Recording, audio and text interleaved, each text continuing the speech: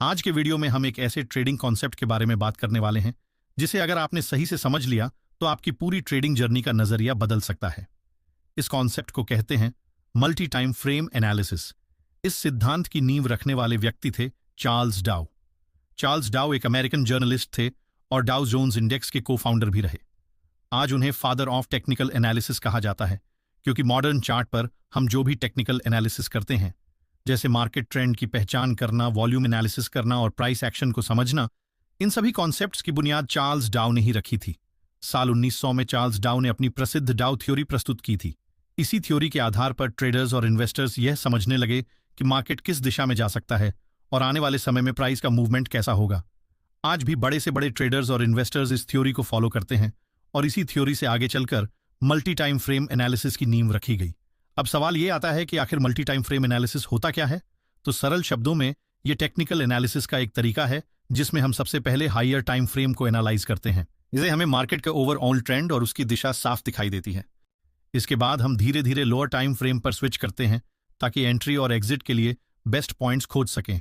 यानी इस अप्रोच में हम बड़े टाइम फ्रेम से छोटी छोटी डिटेल्स तक जाते हैं और इसी वजह से यह कॉन्सेप्ट हर प्रोफेशनल ट्रेडर की स्ट्रैटेजी का एक अहम हिस्सा माना जाता है। लेकिन अगर आपने अभी तक इस स्ट्रैटेजी को नहीं सीखा तो इसका मतलब है कि या तो आप अपनी ट्रेडिंग जर्नी की शुरुआत में हैं या फिर बिना सीखे ट्रेडिंग कर रहे हैं। इसलिए आपको इसे सीखना बहुत जरूरी है। इस वीडियो में मैं आपको डिटेल्स में सिखाने वाला हूं कि चार्ट की एनालिसिस कैसे करनी है और एक बेस्ट एंट्री प्लान कैसे बनाना है।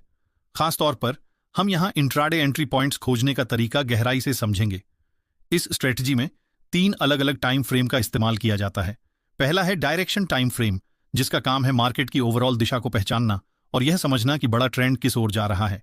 चार्ट एनालिसिस हमेशा बड़े टाइम फ्रेम से शुरू होती है और धीरे धीरे छोटे टाइम फ्रेम तक जूम इन किया जाता है। यही कारण है कि ये 3 टाइम फ्रेम ट्रेडिंग प्रोसेस में सबसे ज्यादा महत्वपूर्ण साबित होते हैं। सबसे पहले डायरेक्शन टाइम फ्रेम की बात करते हैं। यहां आप ये देखते हैं कि मार्केट अपर ट्रेंड में है, डाउन ट्रेंड में है या फिर साइडवेज चल रहा है। इस स्टेप से आपको एक ब्रॉडर पिक्चर मिलती है और पूरी स्ट्रेटजी की नींव यहीं से रखी जाती है। इसके बाद आता है दूसरा टाइम फ्रेम, जिसे बिहेवियर टाइम फ्रेम कहा जाता है। इसका काम है मार्केट की गहराई में जाकर प्राइस के असली व्यवहार को सामने लाना। इसी लेवल पर आप चेक करते हैं कि मोमेंटम मजबूत है या कमजोर, मार्केट स्ट्रक्चर ब्रेक हो रहा है या नहीं, कैंडल्स पर रिजेक्शन बन रहा है या नहीं, और क्या बार बार रिट्रेसमेंट हो रहा है या फिर ट्रेंड कॉन्फिडेंस के साथ आगे बढ़ रहा है। साधारण शब्दों में ये टाइम फ्रेम आपको मार्केट के भीतर छिपे छोटे छोटे क्लूज और प्रैक्टिकल सिग्नल्स दिखाता है जिनसे आप यह अंदाजा लगा सकते हैं कि आने वाले समय में प्राइस किस दिशा में एक्ट करेगा।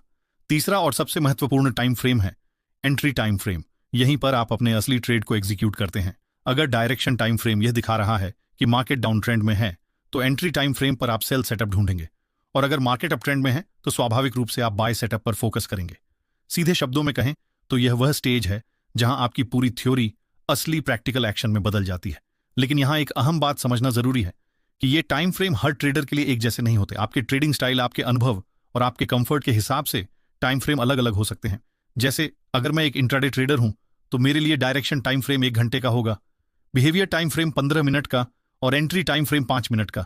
दूसरी ओर अगर कोई प्योर स्विंग ट्रेडर है तो उसके लिए डायरेक्शन टाइम फ्रेम 4 घंटे का होगा, बिहेवियर टाइम फ्रेम 1 घंटे का और एंट्री टाइम फ्रेम 15 मिनट का। यानी साफ है कि टाइम फ्रेम का चुनाव पूरी तरह आपके ट्रेडिंग स्टाइल और ट्रेडिंग अप्रोच पर निर्भर करता है। पर हम ये इंट्राडे ट्रेडर के प्रोस्पेक्टिव से देखते हैं और मैं सीधे बताता हूं कि हमें ट्रेड कैसे आइडेंटिफाई करना है। देखिए, मैंने यहां इंट्राडे ट्रेडर चुना है, वो ट्रेडर जो किसी शेयर या डेरिवेटिव को कुछ मिनटों या घंटों में खरीदता या बेचता है। इसमें ऑप्शंस ट्रेडिंग जैसे निफ्टी या बैंक निफ्टी आते हैं, या फिर फॉरेक्स इंस्ट्रूमेंट्स जैसे गोल्ड और क्रिप्टो भी हो सकते हैं। मतलब कोई भी मार्केट जहां आप पोजीशन उसी दिन खोलकर बंद करते हैं उसे इंट्राडे ट्रेडिंग कहते हैं। दूसरा स्टाइल है स्विंग ट्रेडिंग, जहां आप पोजीशन को कुछ दिनों या हफ्तों तक होल्ड करते हैं। और तीसरा है पोजिशनल ट्रेडिंग, जहां होल्डिंग अवधि महीनों या सालों तक होती है। आप कमेंट में जरूर बताइए कि आप इन तीनों में से कौन सा ट्रेडर हैं। अब चूंकि इस वीडियो में हम इंट्राडे ट्रेडिंग स्टाइल एक्सप्लेन कर रहे हैं, इसलिए बड़े बड़े टाइम फ्रेम का डीप एनालिसिस जरूरी नहीं है। अधिकतम एक और टाइम फ्रेम 4 आवर इस्तेमाल कर सकते हैं बेहतर कंफर्मेशन के लिए। अब इस चार्ट को देखिए, यह है 1 आवर टाइम फ्रेम का चार्ट। इस चार्ट में हमें कई कैंडल साफ पैटर्न दिखा रही हैं, लेकिन चूंकि हमने इंट्राडे ट्रेडिंग स्टाइल चुना है इसलिए हमें बहुत पीछे तक जाकर एनालिसिस करने की जरूरत नहीं है। हमें सिर्फ हाल की कुछ कैंडल्स के आधार पर ही एनालिसिस करना होगा। अब देखिए, हम इस कैंडल का हाई और लो मार्क कर लेते हैं क्योंकि प्राइस इन लेवल के बीच कंसोलिडेट कर रही है। हमें बस ये देखना है कि प्राइस किस साइड ब्रेक करती है। अगर प्राइस डाउन साइड में ब्रेक करेगी तो हमें सेलिंग अपॉर्चुनिटी ढूंढनी है, और अगर अपसाइड में ब्रेक करती है तो हमें बाइंग अपॉर्चुनिटी मिलेगी। थोड़ी देर बाद आप देखेंगे कि प्राइस इस लाइन को ब्रेक करती है, लेकिन यहां हमें डायरेक्ट एंट्री नहीं करनी है। अब हम चार्ट को 15 मिनट टाइम फ्रेम पर शिफ्ट करेंगे और देखेंगे कि प्राइस ने कैसा मूवमेंट दिया है। आप साफ देख सकते हैं कि मार्केट ने बेरिश कैंडल के साथ इस लाइन को ब्रेक किया, लेकिन क्या हमें यहां सीधा एंट्री करनी चाहिए? इसका जवाब है नहीं, हमें रिट्रेसमेंट का इंतजार करना होगा। अब थोड़ी देर बाद मार्केट इस लाइन तक वापस आ चुकी है, फिर भी हमें तुरंत एंट्री नहीं करनी है। अब हम चार्ट को 5 मिनट के टाइम फ्रेम पर शिफ्ट करेंगे और यहां एक बेरिश कैंडल का इंतजार करेंगे, क्योंकि इस जगह से प्राइस ऊपर भी जा सकती है, लेकिन कॉन्फर्मेशन हमें तभी मिलेगा जब यहां एक बेरिश कैंडल बने। जैसे ही बेरिश कैंडल का फॉर्मेशन होता है, अब ये ट्रेड तीनों टाइम फ्रेम पर वैलिड हो जाता है। 1 घंटे का टाइम फ्रेम में मार्केट ने लाइन को ब्रेक किया, 15 मिनट का टाइम फ्रेम में मार्केट बेरिश है और 5 मिनट का टाइम फ्रेम में भी बेरिश कन्फर्मेशन मिल गया है। अब हम यहां एंट्री कर सकते हैं। स्टॉप लॉस हाल की हाई के ऊपर होगा और target 1:2 risk to reward ratio रख सकते हैं। इसके बाद हम धीरे धीरे एसएल ट्रेल कर सकते हैं ताकि बड़ा प्रॉफिट कैप्चर कर सकें। ऐसे सेटअप्स में भले ही आपको कम ट्रेड्स मिलें, लेकिन जो भी ट्रेड्स मिलेंगे उनके प्रॉफिटेबल होने की संभावना काफी ज्यादा रहती है। इसका कारण यह है कि बड़े टाइम फ्रेम के लेवल्स को मैनिपुलेट करना आसान नहीं होता। असल में हम बड़े टाइम फ्रेम देखकर ही बायस तय करते हैं और सिर्फ एंट्री कंफर्म करने के लिए छोटे टाइम फ्रेम का इस्तेमाल करते हैं। लेकिन ऐसे ट्रेड्स को पहचानने के लिए सपोर्ट और रेजिस्टेंस को सही से ड्रॉ करना आना चाहिए। इसके लिए मैंने पहले से ही एक डेडिकेटेड वीडियो बना रखा है, जिसका लिंक आपको डिस्क्रिप्शन में मिल जाएगा। वहां से आप इसे स्टेप बाय स्टेप सीख सकते हैं। आइए अब एक और उदाहरण से समझते हैं। ये 1 आवर टाइम फ्रेम का चार्ट है और इसमें हम साफ देख सकते हैं कि मार्केट ने एक स्ट्रॉन्ग सपोर्ट बनाया है। इसका मतलब यह है कि बायर्स नहीं चाहते कि मार्केट इस लेवल के नीचे जाए, इसलिए हर बार जब भी मार्केट इस जोन के पास आती है तो यहां से अपसाइड की ओर बाउंस कर जाती है। ऐसा क्यों होता है? दरअसल बड़े इंस्टीट्यूशंस जैसे बैंक्स, हेज फंड्स और फंड मैनेजर्स अपने स्टॉप लॉस इसी जोन के नीचे लगाते हैं।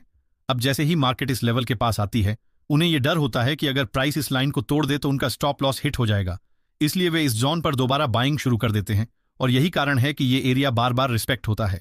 अब जब मार्केट एक बार फिर इस सपोर्ट जोन के पास ट्रेड कर रही है तो हमें इसे 15 मिनट टाइम फ्रेम पर शिफ्ट करके देखना होगा। जैसे ही हम 15 मिनट टाइम फ्रेम पर आते हैं, हमें इस एरिया में एक डिमांड जोन दिखाई देता है, लेकिन डिमांड जोन दिखने का मतलब यह नहीं है कि हमें डायरेक्ट एंट्री ले लेनी चाहिए। हमें कंफर्म करना होगा कि मार्केट स्ट्रक्चर सपोर्ट कर रहा है या नहीं। अब 15 मिनट में जब प्राइस इस एरिया के पास कंसोलिडेट करती है, हम एंट्री कंफर्म करने के लिए 5 मिनट टाइम फ्रेम पर आते हैं।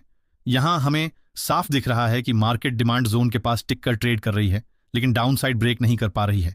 इसका मतलब है कि जैसे ही प्राइस इस अपर साइड की लाइन को तोड़ेगी, एक अच्छा अपसाइड मूव आ सकता है।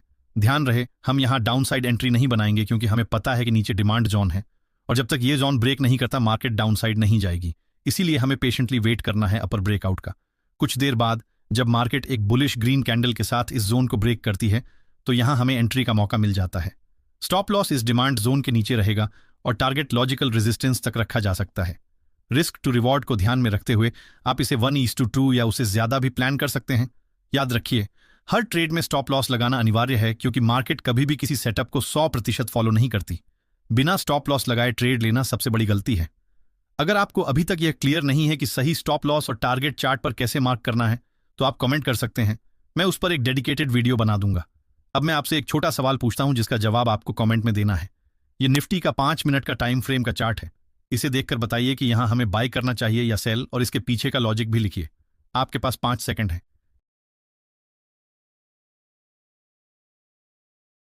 इसका जवाब मैं अपने टेलीग्राम चैनल पर शेयर कर दूंगा।